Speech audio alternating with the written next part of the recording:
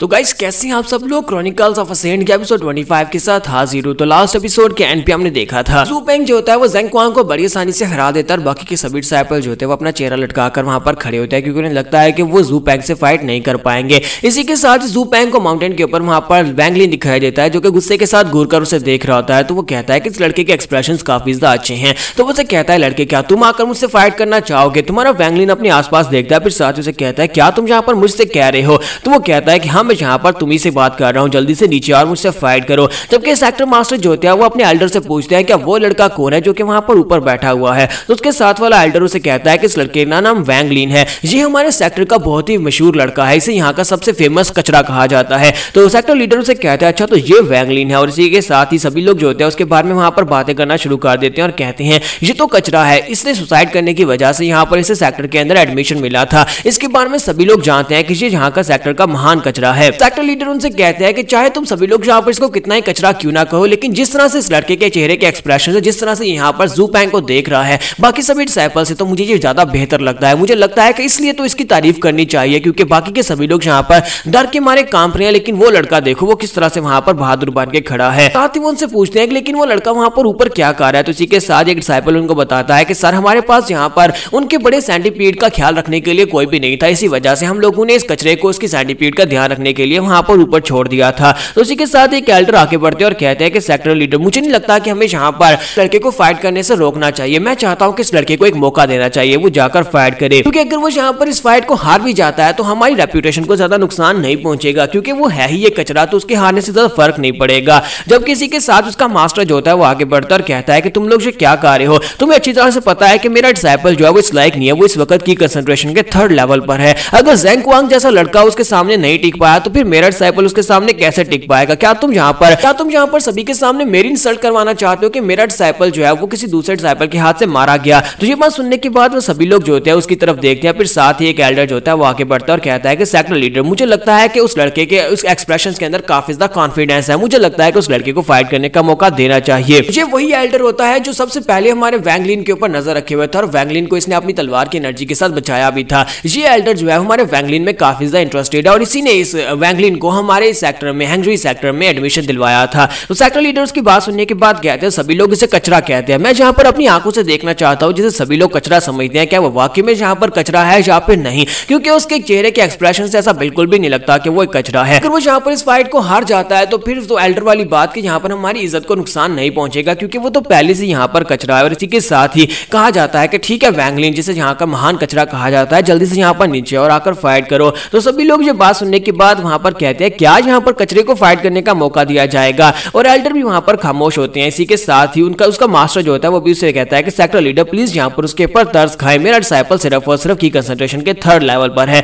आप उसे फाइट करने का क्या है। इसका मतलब यह है कि वो बेचारा वहां पर जाकर मर जाएगा। जबकि सेक्टर लीडर उसे कहता है कि ये उसकी अपनी मर्जी है, हम लोग उसे यहाँ पर सिर्फ इतना कहेंगे कि अगर वो फाइट करना चाहता है तो फाइट कर सकता है। इसी के साथ उसका मास्टर सोच रहा होता है कि लड़की अब यहाँ पर बहादुरी दिखाने का वक्त नहीं है, बल्कि चुपचाप वहां पर बैठे रहना, फाइट करने के लिए नीचे मत आना, अपने मास्टर की इंसल्ट मत करवाओ। लेकिन इसी के साथ हमारा वैंग लिन जंप करते वहां पर नीचे उतर आता है। जब वैंग लिन वहां पर नीचे उतरता है दूसरी तरफ से मास्टर ओयांग जोर जोर से हंसना शुरू कर देते हैं और कहते हैं क्या यहाँ पर कोई मजाक हो रहा है। हमें यहाँ पर आते हुए सबसे पहले यही बात पता चली थी कि तुम्हारे सेक्टर में एक मशहूर कचरा है और तुम यहाँ पर उस कचरे से हमारे डिसाइपल की फाइट करवाना चाहते हो जो हमारे सेक्टर का सबसे बेस्ट है। वैंग लिन जो होता है वो ज़ू पेंग से कहता है कि मेरा नाम वैंग लिन है, प्लीज मुझे अच्छे से गाइड करना। जबकि दूसरी तरफ से ज़ू पेंग उसे कहता है कि लड़के तुम्हारी हिम्मत कैसे हुई यहाँ पर मेरे सामने आने की। और इसी के साथ भी उसे कहता है कि अब जबकि तुम यहाँ पर आ चुके हो और तुमने मेरी इंसल्ट की है मेरे सामने खड़े होकर, तो फिर तुम्हें तो यहाँ पर डेथ सेंटेंस मिलेगा, यानी कि अब तुम्हें मरना होगा और तुम्हें मारने के लिए मुझे सिर्फ एक उंगली की जरूरत पड़ेगी। और वो अपनी उंगली को सामने की तरफ करता है और कहता है कि अब यहाँ पर गौर से देखो। और बाकी सभी लोगों से भी कहता है हैंगजुई सेक्टर के सभी लोगों को गौर से देखो क्योंकि तुम्हारा डिसाइपल मेरी एक उंगली से मरने वाला है। और सभी लोग जो है वहां पर अपनी आंखें बंद कर लेते हैं क्योंकि उन्हें पता है कि वहां पर वैंग लिन मरने वाला है। और इसी के साथ ही दिखाते हैं कि वहां पर जबरदस्त धमाका होता है, कोई पीछे वाले बोल्डर के साथ जाकर टकराता है। तो सभी लोग जब अपनी आंखें खोलकर सामने की तरफ देखते हैं तो वैंग लिन तो वहां पर खड़ा होता है, लेकिन ज़ू पेंग जो होता है पीछे वाले बोल्डर के साथ जाकर टकरा गया होता है। और ये देखने के बाद सभी लोगों के मुंह खुले के खुले रह जाते हैं। तो मास्टर ओयांग और उसके सेक्टर के लोग भी इस बात से काफी हैरान होते हैं कि ज़ू पेंग दीवार में जाकर कैसे टकरा गया। तुम्हारा वैंग लिन वहां पर फाइटिंग स्टेज में आ जाता है और साथ ही वो अपने मास्टर से पूछता है मास्टर ये क्या हो रहा है, मास्टर ये क्या हो रहा है, उस लड़के का कल्टीवेशन लेवल मुझसे बहुत ज्यादा है, फिर मैंने उसे उठाकर कैसे पटक दिया। तो उसका मास्टर उसे कहता है बेवकूफ बेवकूफ लड़के, क्या तुम्हें इतना सा सवाल भी समझ नहीं आ रहा? तो वो उसे कहते हैं कि लड़के, मुझे लगता है कि तुम्हारी कल्टीवेशन लेवल जो है इस वक्त बहुत ज्यादा आगे है, क्योंकि तुम्हें लगता है कि तुम्हारी कल्टीवेशन लेवल सिर्फ और सिर्फ की कंसंट्रेशन के 3rd लेवल पर है, लेकिन तुमने बाकी सभी से बहुत ज्यादा ट्रेनिंग की है। बाकी सभी लोगों ने क्लोज डोर में 4 साल ट्रेनिंग की थी, जबकि तुमने क्लोज डोर में 28 साल तक ट्रेनिंग की थी, और वो भी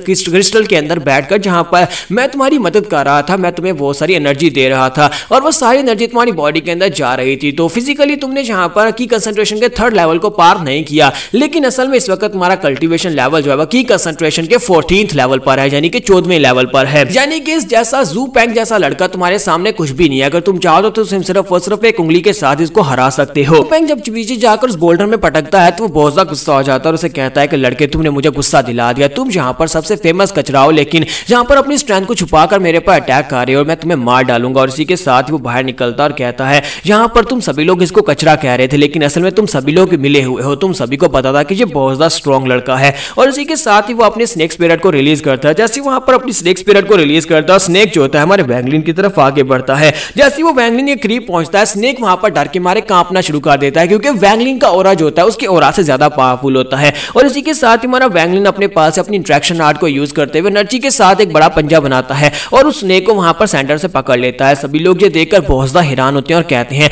वैंगलिन की अट्रैक्शन आर्ट इतनी पावरफुल कैसे हो सकती है कि इसने वहां पर उस बड़े जायंट स्नेक को पकड़ लिया। तो वैंगलिन इसी के साथ ही वहां पर अपनी अट्रैक्शन आर्ट के साथ मुट्ठी बंद करता है, तो पंजा जो होता है क्लोज होता है और इसी के साथ ही वो स्नेक जो होता है वहीं पर डिस्ट्रॉय हो जाता है। और इस बात से ज़ू पेंग भी काफी ज्यादा हैरान होता है और सभी सेक्टर के लोग भी इस बात से बहुत ज्यादा हैरान हो जाते हैं। जबकि जीजी भी वहीं पर खड़ी ये देख रही होती है। जीजी कहती है, तो अब मुझे पता चला कि वैंगलिन तो मुझसे बहुत ज्यादा आगे है। जबकि सेक्टर मास्टर सोच रही होती है कि ये लड़का तो काफी ज्यादा इंटरेस्टिंग है, जिसे तुम लोग यहाँ पर ट्रैश कह रहे थे। और यहीं पर उसके कजन को भी दिखाते हैं कि वैंगजू भी सोच रहा होता है कि मुझे तो लगा था कि मैं इससे आगे हूँ, लेकिन ये लड़का तो मुझसे बहुत ज्यादा आगे है। और दूसरी तरफ एल्डर्स जो होते हैं वो एल्डर से कहते हैं, जो वैंगलिन का मास्टर होता है, तो वो उसे कहता है कि एल्डर, तुमने यहाँ पर अपने लिए एक खास जेम को छुपा कर रखा हुआ था। तुम्हें क्या लगा था कि तुम इस लड़के को छुपा कर रख सकते हो, वो भी हमेशा के लिए? मास्टर भी वहां पर सोच रहा होता है कि मुझे तो अभी तक सिर्फ इतना ही पता था कि ये कचरा है और ये सिर्फ और सिर्फ की कंसंट्रेशन के 3rd लेवल पर है, लेकिन असल में ये बहुत ज्यादा पावरफुल है। इसका मतलब यह है कि इस लड़के के पास कोई ना कोई सीक्रेट जरूर है। एक बार कंपटीशन खत्म होने दो, उसके बाद मैं इस लड़के की बॉडी के अंदर जितने भी सीक्रेट्स हैं वो सारे के सारे इससे छीन लूंगा। तो जानडू सेक्टर के लोग वहां पर आपस में बातें कर रहे होते हैं और कहते हैं कि इसके बारे में सभी लोग यही कह रहे थे कि ये कचरा है, और वाकई में ये कचरा ही है, क्योंकि इसकी कल्टीवेशन लेवल जो है वो ज़ू पेंग से बहुत ज्यादा कम है।